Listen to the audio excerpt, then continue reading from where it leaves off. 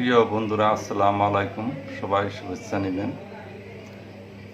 মানুষ কেন বিদেশ যায়?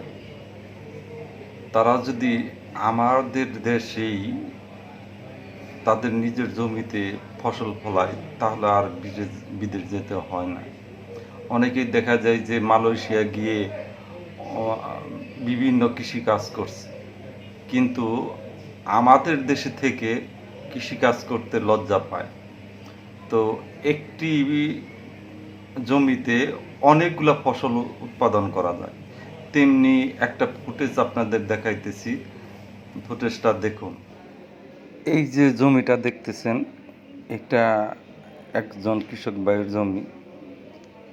সে উপরে একটি ফসল উৎপাদন করেছে এবং নিচেও একটি ফসল উৎপাদন করেছে। এই যে ছোট্ট একটা জমি, আমি তার কাছে জানতে পারলাম যে এই একটি জমি দিয়েই তার সারা বছরের সংসারের খরচ চলে আসে।